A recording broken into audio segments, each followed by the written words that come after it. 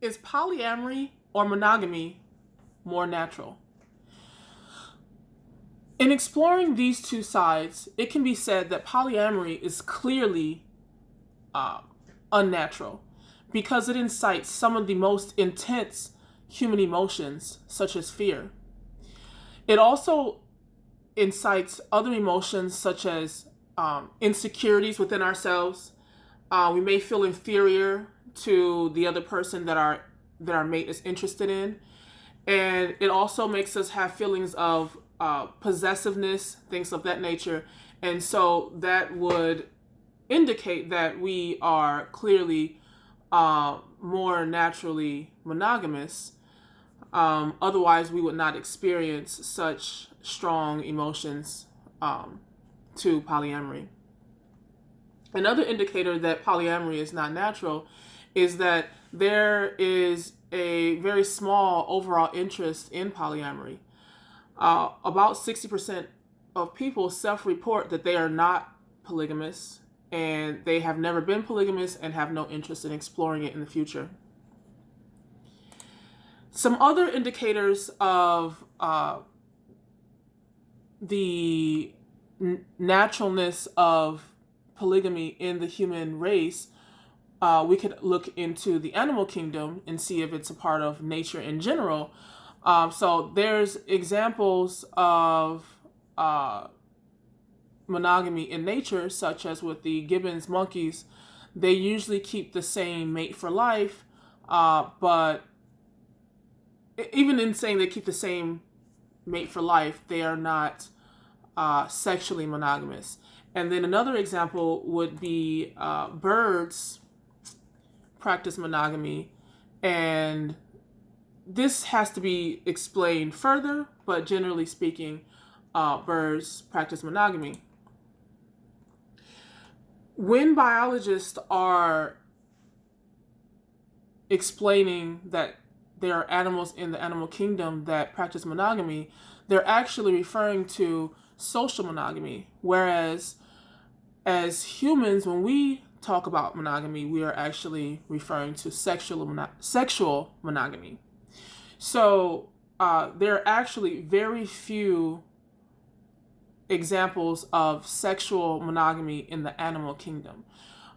When biologists say that animals are monogamous, they are saying that they have one primary partner that they build their shelter with, that they hunt with, that they raise their offspring with. So even in discussing monogamy in the animal kingdom, is very different than what we consider monogamy in the human race. And also, there's another element called genetic monogamy where you pass on your genes with the same partner. But in the animal kingdom, of course, we have no proof that they practice contraceptive behavior. And to break it down even further, there is two types of monogamy. One is lifelong monogamy, which humans may have originally meant. That's what humans originally meant as the definition of monogamy. But these days, we tend to practice serial monogamy, whereas we have one partner at a time. And this is also what biologists are referring to as monogamy in the animal kingdom, where the animals will have one partner at a time. One example of this is the black vulture. They are sexually monogamous, but only for the purpose of the survival of their offspring. Another example is the penguins, or the emperor penguins are sexually monogamous, but only temporarily. 85% of them will have a new partner at the next breeding season. And even further, when biologists say that these animals are monogamous, they are meaning monogamish, meaning they are generally not strictly sexually monogamous. Some examples in the animal kingdom of animals that are sexually monogamous, one example are the hornbills. They are lifelong, strict, sexual monogamous animals. And also the azuras, they are lifelong, strict, monogamous animals. So there are examples in the animal kingdom of this monogamy. And let's take a look at the male prairie voles. They are lifelong sexual monogamous animals, and they have a high concentration of the hormone vasopressin.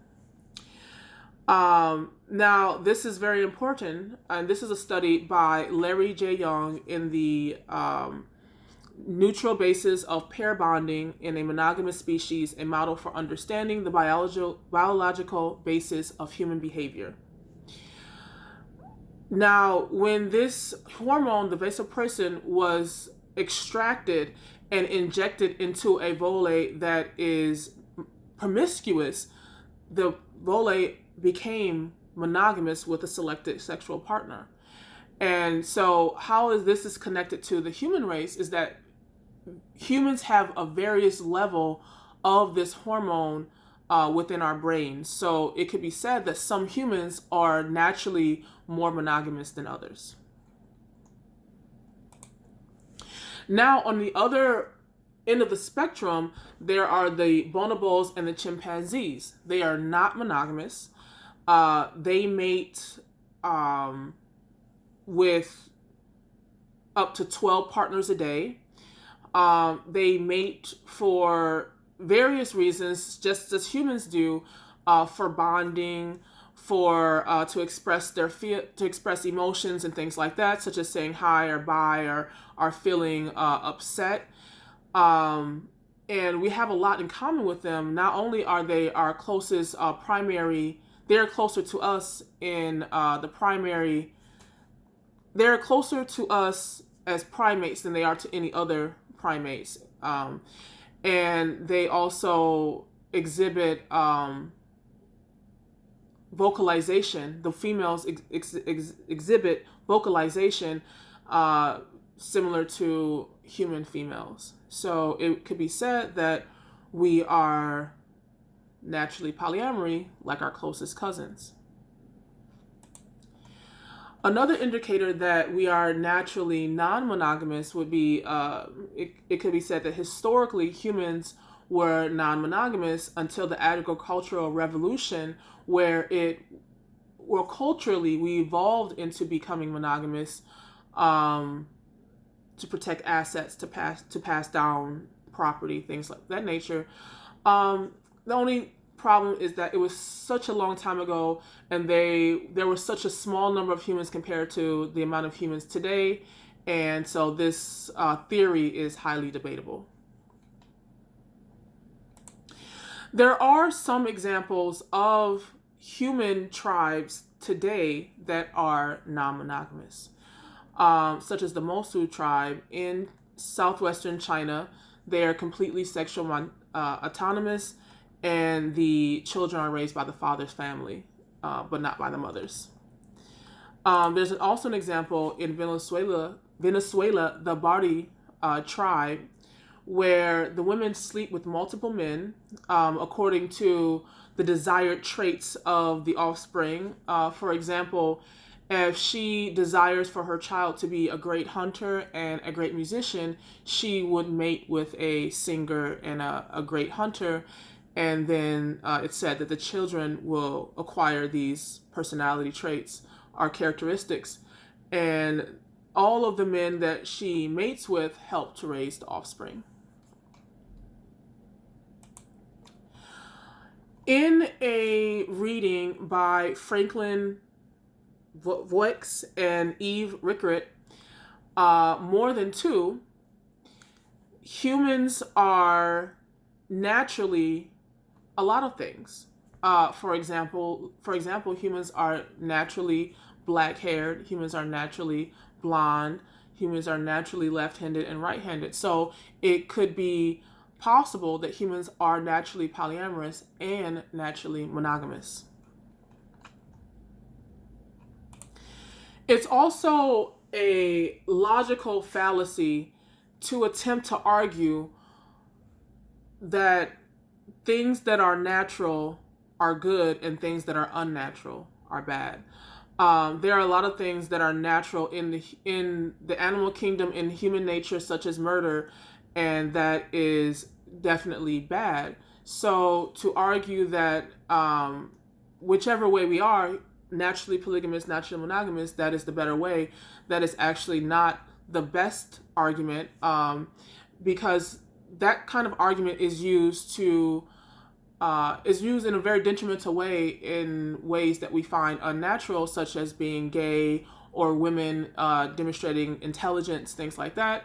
And if it's deemed unnatural, then these people are discriminated against or punished very harshly. So it's just may not be the best way to argue this idea. Thank you so much.